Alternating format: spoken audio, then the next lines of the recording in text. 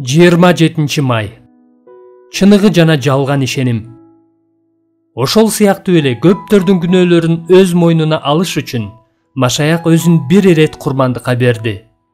Ал эми экинчи ирет күнөөдөн тазалоо үчүн эмес, өзүн күтүп жаткандарды куткаруу үчүн келет. Еврейлер 9-бөлүм 28-аят.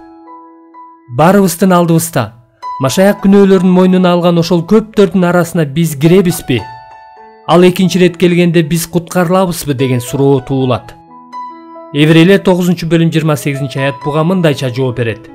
Ооба, эгерде биз аны чыдамдуулук менен күтсөк, эгерде биз ага бекем ишенсек жана ошол ишеним менен аны чыдамдуулук менен күтсөк, ошондо биз күнөөлөрүбүздөн арылганыбызды жана сот күнүндө куткарылганыбызды биле алабыз.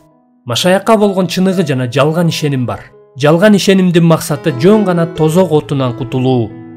Жалган ишенимдеги адам тозоктон качып кутулуу үчүн гана ишенет. Анда Машаякты таанып билүү каалоосу жок. Жалган ишенимде жашап жаткан адам Ыйсанын келишин эмес, бул дүйнөнүн ырахатын артык көргөндүктөн Ыйсанын келишин каалабайт. Мындай жүрөк Ыйса менен эмес, дүйнө менен экенин көрсөтүп турат. Ошентип, биздин көйгөй төмөндөгү суроолордун жообунда. Биз анын келишин чыдамсыздык менен күтүп жатабызбы?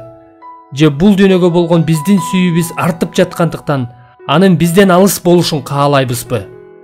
Бул чыныгы ишенимди текшере турган суроо.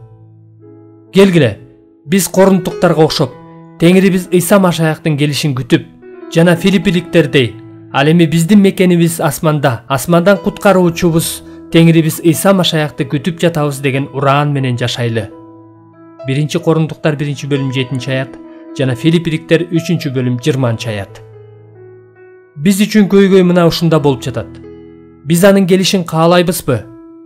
Же биз дүйнөнү сүйүп, ошол эле учурда анын келиши биздин пландарыбызды бузбайт деп үмүттөнөбүзбү? Түбөлүктүү жашоо мына ушул суроолордун жообунда.